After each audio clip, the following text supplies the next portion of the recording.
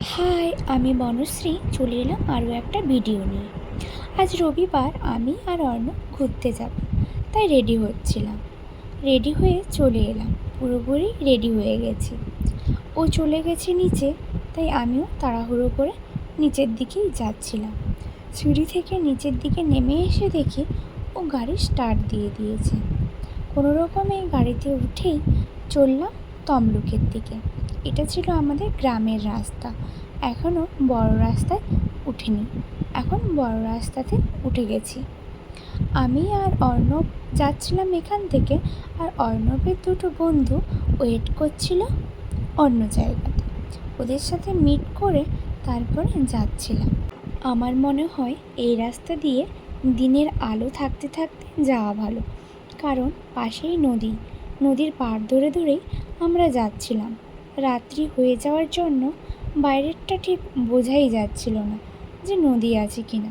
তবে যে রেস্টুরেন্টটায় যাচ্ছিলাম, ওই রেস্টুরেন্টটা সম্পূর্ণ নদীর পাশেই গড়ে উঠেছিল।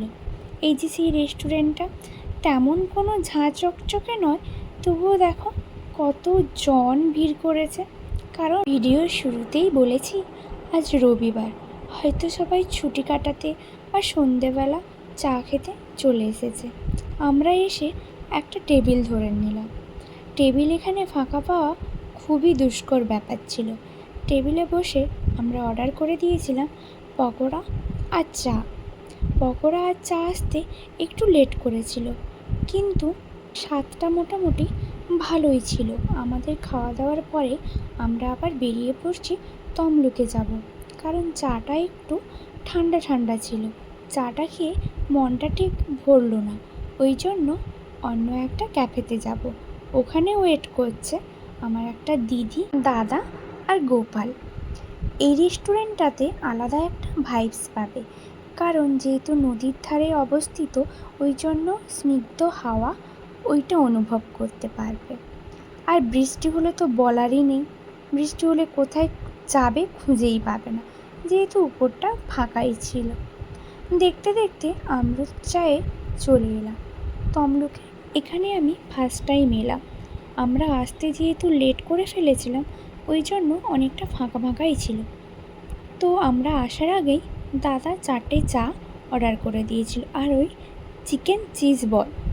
ওইখানে গোপাল দাঁড়িয়ে আছে। গোপালের খাওয়ার মতন এখানটায় কিছু নেই, তবে দাদা একটা আইসক্রিম কিনে দিয়েছিল গোপালকে। যে যার চা সবাই নিয়ে নিয়েছে। চায়ের স্বাদটা মোটামুটি ভালোই ছিল। চিকেন চিজ বল আর চা খেয়ে আবার অর্ডার করে দিয়েছিলাম মশলা ফ্রেঞ্চ ফ্রাই। সব কিছু খাওয়া দাওয়ার পরে এবারে আমরা গেছিলাম তমলুকে একটা নতুন গোল্ড প্লেটেড জুয়েলারি দোকান খুলেছে, সেটা দেখার জন্য। কিন্তু ওখানে গিয়ে দেখি ওটা বন্ধ হয়ে গেছে। এখন বেজে গেছিলো অবশ্য 10টা। ওটা দেখেই আমরা ঘরের দিকে ফিরছিলাম, দেখি রেলগেট ফেলা আছে, মানে কিছুক্ষণ দাঁড়িয়ে গেছিলাম। তারপর গোপাল যেহেতু আমাদের সাথেই ফিরছিল, দাদা আর দিদি গাড়ি নিয়েই ফিরছিল। গোপাল কিছুতেই আমাদেরকে ছেড়ে মা বাবার সাথে যাবে না। এখন ঘর চলে এসেছি, গোপাল আমাদের সাথে উপরেই আছে, তার বাবা মা এলে নিচে যাবে।